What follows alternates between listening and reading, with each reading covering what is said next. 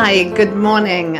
I'm Debbie McCullough, a narrative coach and executive communications coach from New Zealand, based in Wisconsin.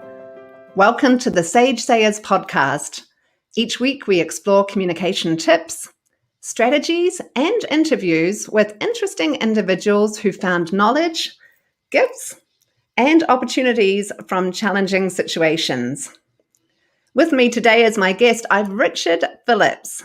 Rick's a million-copy best-selling author of the Row Agenda sci-fi series, the Jack the Ripper Gregory series, and the epic fantasy series, the Endarian Prophecy. Rick's also a retired Army officer, a West Point graduate, and he has a Master of Science degree in physics from the Naval Postgraduate School. He also worked as a researcher at Lawrence Livermore and Los Alamos National Laboratories for the US military.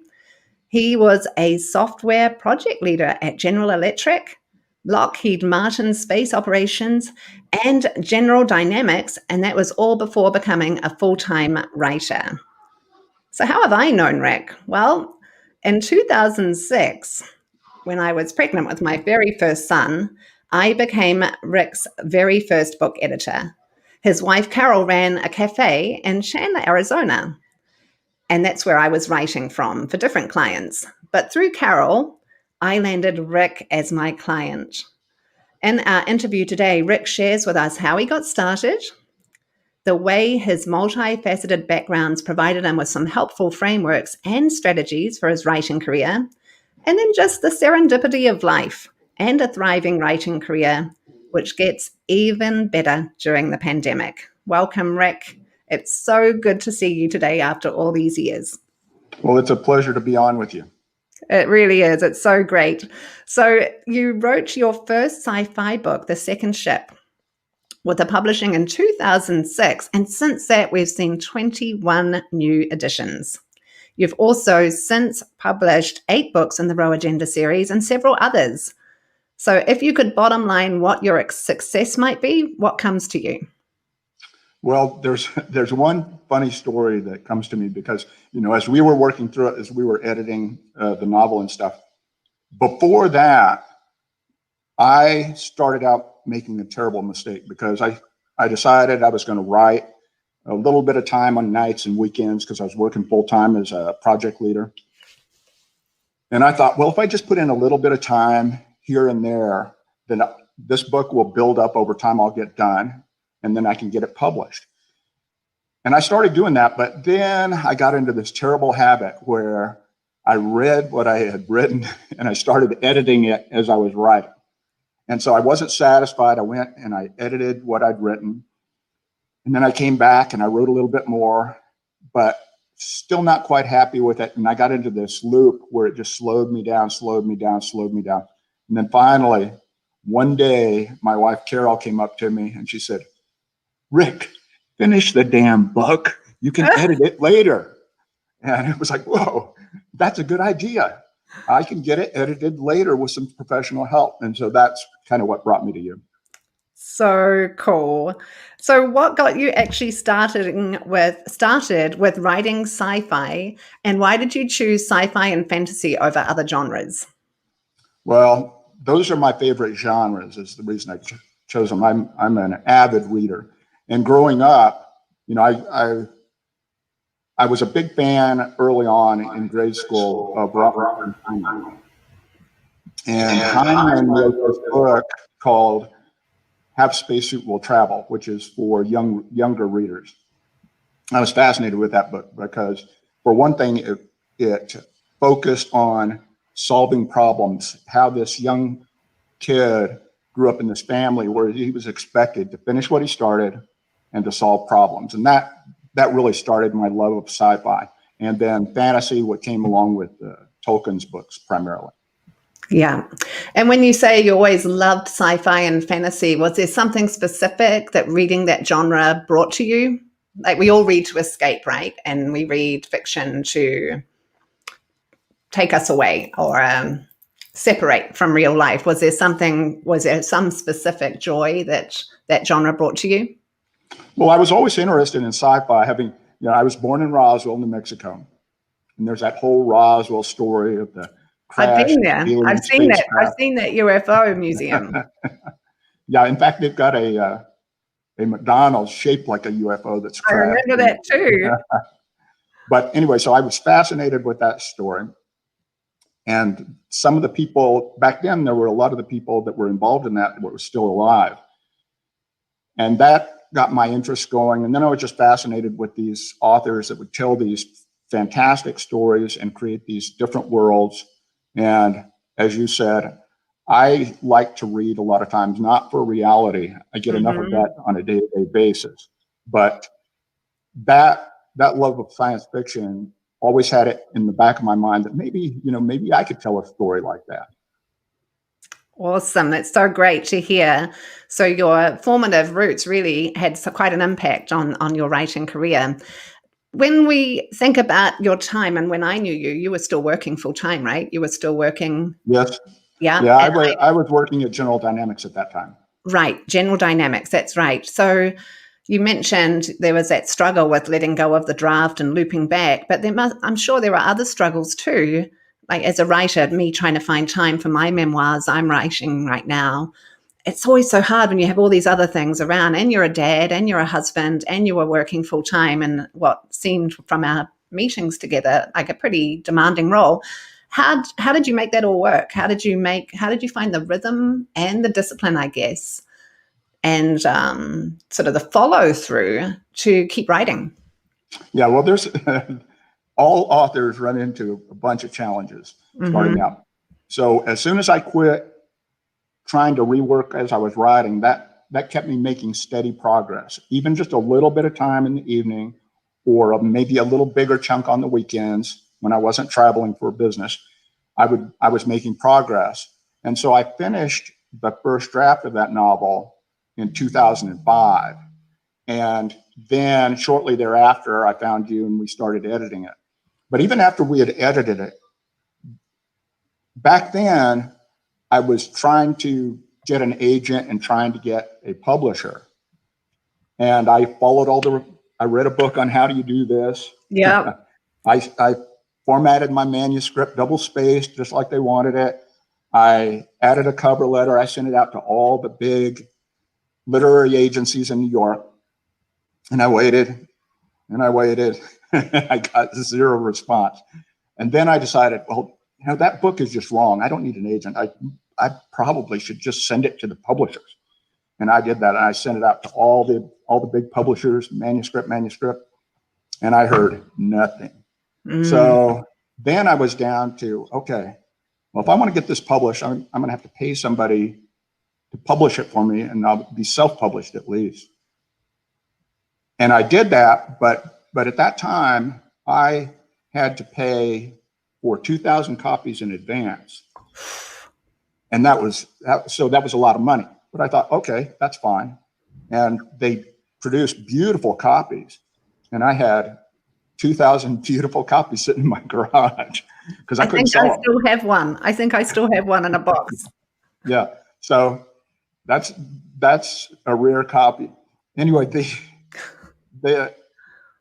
I took them down to Barnes and Noble and I tried to get in there, and they said, no, we only take published authors from regular big publishing houses. And so then I found out I could get into small shops like Changing Hands. But I was shocked to discover that they didn't put my novel up in the front window with J.K. Rowling's books. It's way in the back where you can't find it. So I wasn't selling anything. And then the Kindle came out. And so I self-published on the Kindle. And by this time, I was almost done with my second novel. And I sold a few copies, family and friends. Then my second novel in 2010, I published it, and it's in the same series, and it's called Immune. And towards the end of 2010, when I was working on my third novel in the series, all at once, for the first time on Amazon, I sold over 1,000 copies in a month. Wow. And I was like, wow, I hope that's not a fluke. Right. And then in October, I sold 3,000, and then November, 8,000, In December, I sold 12,000 copies. And in January 2011, I sold 28,000 copies in a month. And I had the #1 and #2 best-selling science fiction books on Amazon. So I took a little screen capture of my Amazon ranking, and I sent that to Janklow and Nesbitt, which is one of the big literary agencies in New York City. I didn't send a manuscript. I didn't send a cover letter. I just emailed it to them. And I said, I've got the #1 and #2 best-selling science fiction novels on Amazon, and I'm interested in representation. And boom, I had an agent. So how that's did how that that worked. feel? I remember that. And I remember this big smile when we met and you shared that story with me. I just remember this big smile. Can you tell us a little bit about the feeling? Vindication, I'm sure. Yeah. Validation, I'm sure. What else? Well, it just, I guess it was around Christmas time of 2010 when I thought, now this is working. And so I remember Carol and I, we had a Merry Christmas and then we were celebrating. And then the next month when the sales jumped up again, then at that point in time, I was feeling really good about the third book coming out. And shortly thereafter, my agent negotiated a publishing deal with my publisher ever since, which is a company called 47 North. It's an Amazon publishing house and specializes in science fiction and fantasy books. So they've been my publishers ever since, and we've had a really good run. I just finished my 15th novel, and it went live yesterday. Oh, congratulations, Rick. Yeah, so it's been a good run. That is awesome.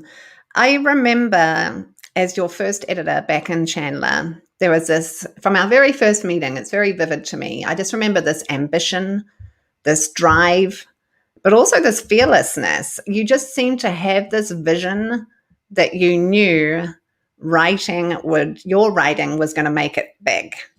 It was just like you knew, even before all of that happened with Amazon and then the success with the publishers afterwards. How did you know? Well, as you know from my background, I graduated from a very small high school. There was only 12 people in my graduating class. Wow. But I qualified for West Point, and I went into West Point, and that was a shocking change. But the first year I really didn't like it. They're really tough on you in the first year, and all that discipline just constantly being watched. But I got used to it, and then the second year was a lot better, and the third year, and that just built this drive within me to finish what I start. And if you keep working at it, you're not going to probably be a super hit right off the bat.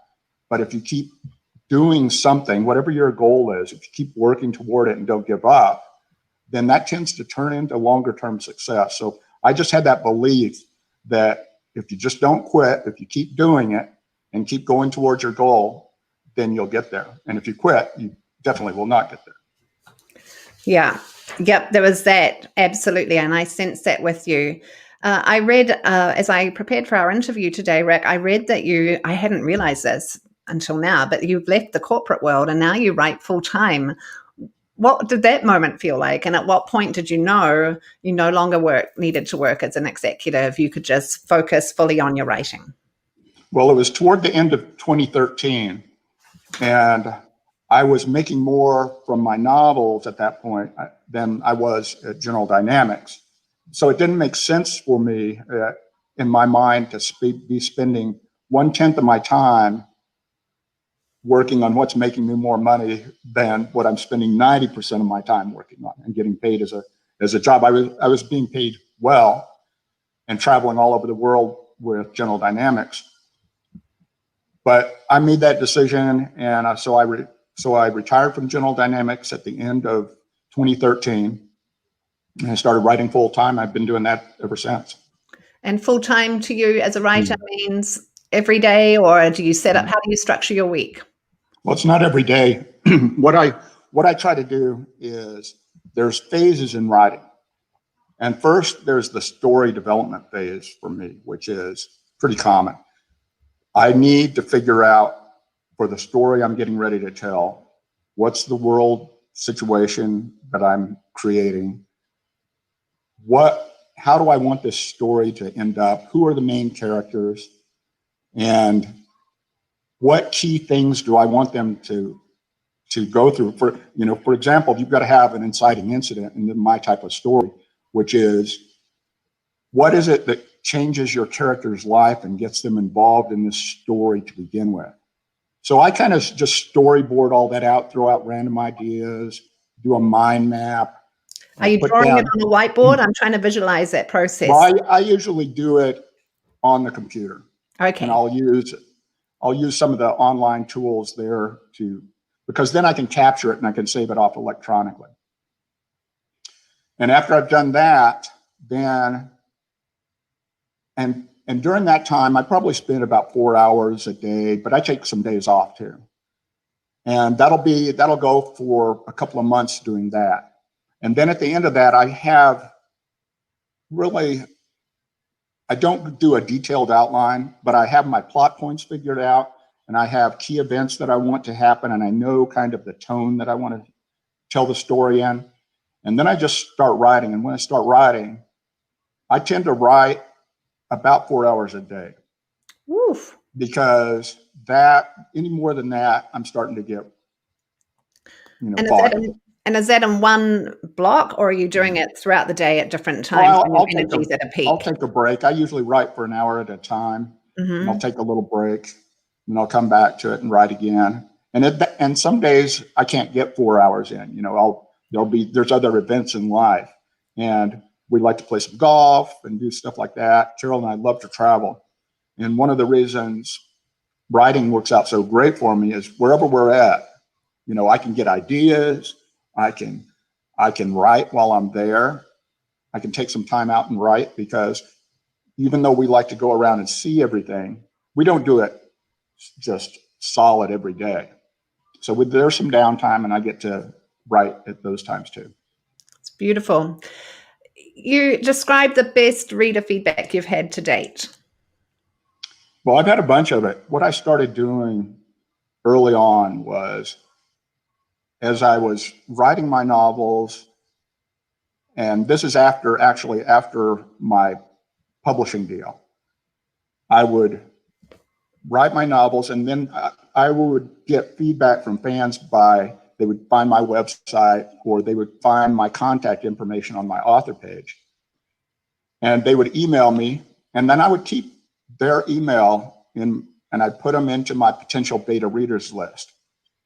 Then as I built up a list of people and I started to get ready to publish my next novel, once I had the draft done, I would send out a email blast to all my beta readers and ask them if they wanted to be a beta reader, right?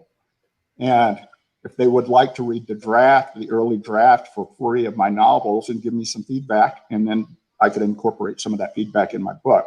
So I started doing that. And over time, for example,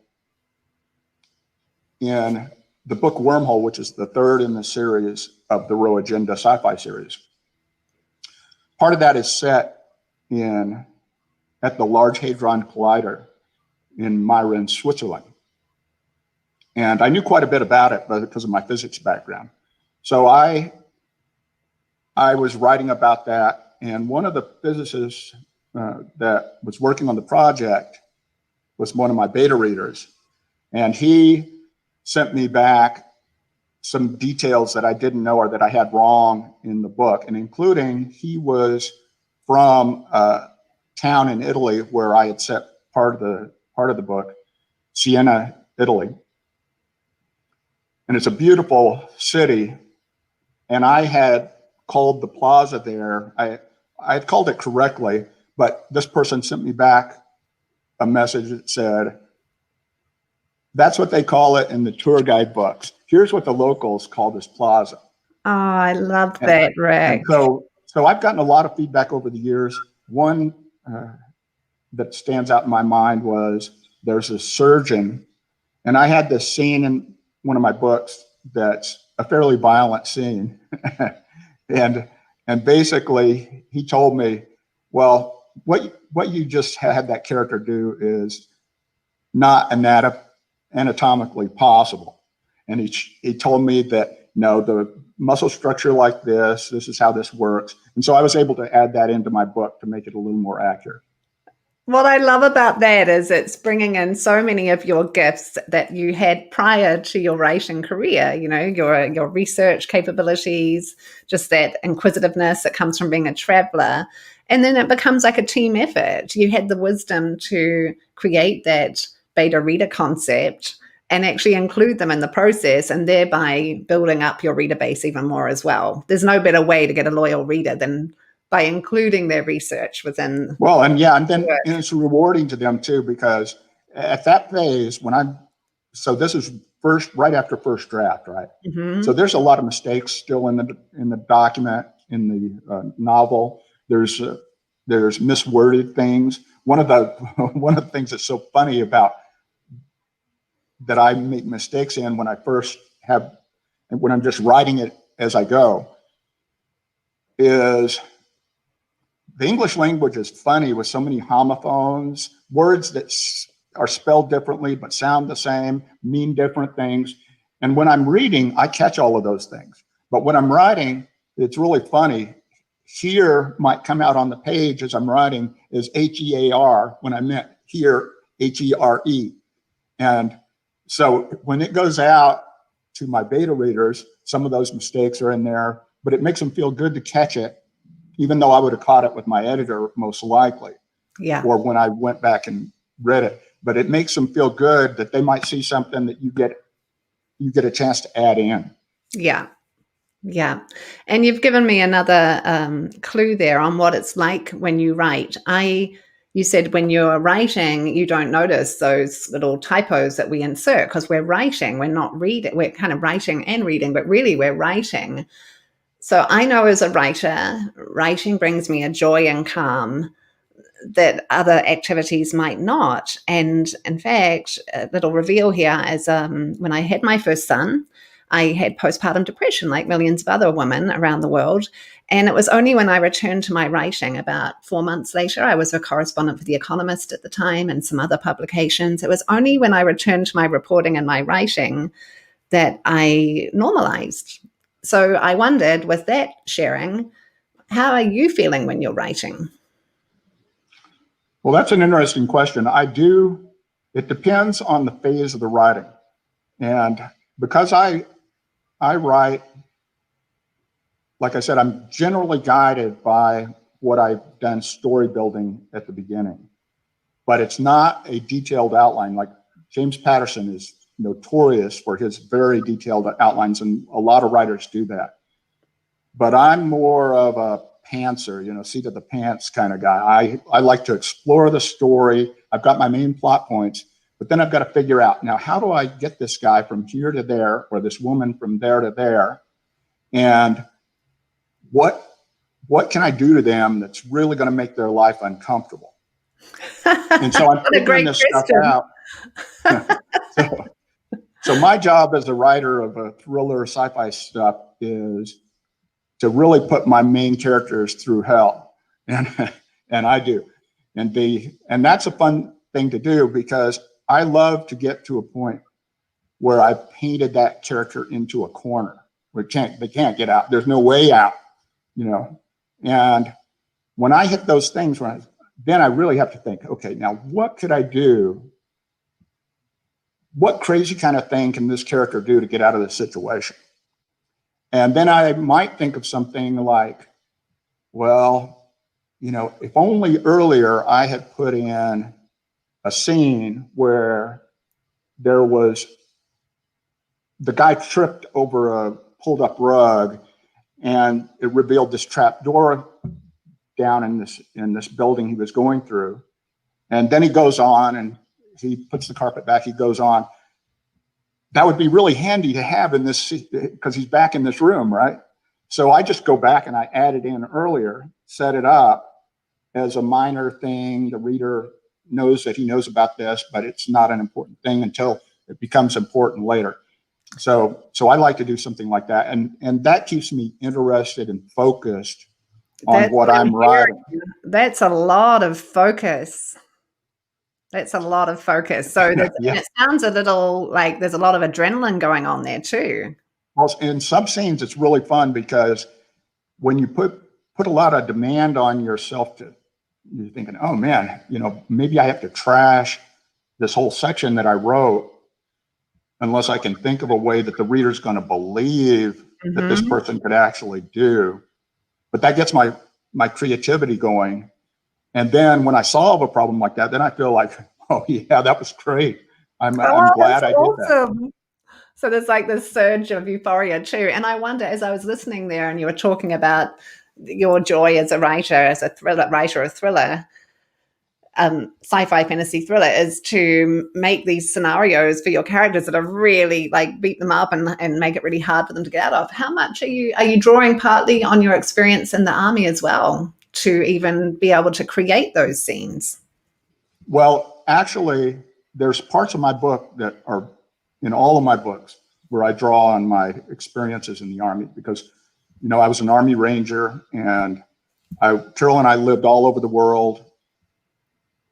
And there's lots of times when I would be deployed and into countries with completely different environments than most people experience.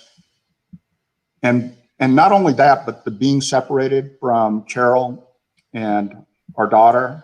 I know what those emotions are like. And so I try to put some of those emotions into my characters. And also I know what the kind of physical combat kind of stuff is all about. So I'm able to incorporate that in my books as well.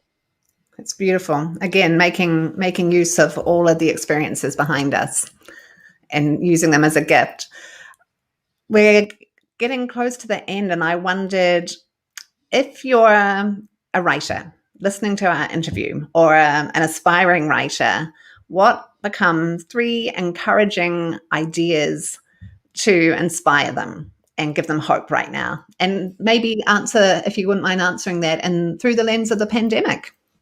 Yes. Well, first of all, the most important thing is finish the first draft. First draft, it gives you a magical ability. After you've got the first draft done, you've got essentially the best outline you can have, because then you can come back around, you can move stuff around, you can take out slow parts. So finish that first draft. Don't let anything stop you. Don't get too critical of your own work. The second thing is, as a new writer, don't pay to have your book published. You can self-publish for free using kdp.amazon.com, which is Kindle Digital Publishing. And you can upload your novel. Now, you do have to pay for a cover designer unless you do it yourself. But you can upload it for free, publish it for free, and you do need to pay for a good editor. Because if you publish something and it's got little sloppy mistakes in it, then you're going to get a bunch of bad reviews. Yeah. Because it just looks sloppy. It looks like you don't know what the hell you're doing. So pay for a good editor, publish for free, but finish that first draft. Yeah. Yeah. Great advice. And in COVID, a lot of people are working from home. If you're wanting to be a writer, this is a good time to get started at it. It gives you something to do that's productive throughout the day. So I just say, take advantage of this period when you don't have to go into the office, not everybody does. Yeah. Yeah. These are great ideas. Well, thank you so much. With me today, I've had Richard Phillips. He's the famed author of The Second Ship and the Row Agenda Sci-Fi Fantasy series.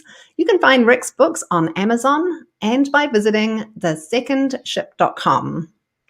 And you're listening to Debbie McCullough. I'm owner of Hanging Rock, a coaching and consulting business based in Muskego, Wisconsin. If you'd like to reach me, go to hangingrockcoaching.com and hire me for coaching, business communications, coaching and training, or just book me for a free consultation.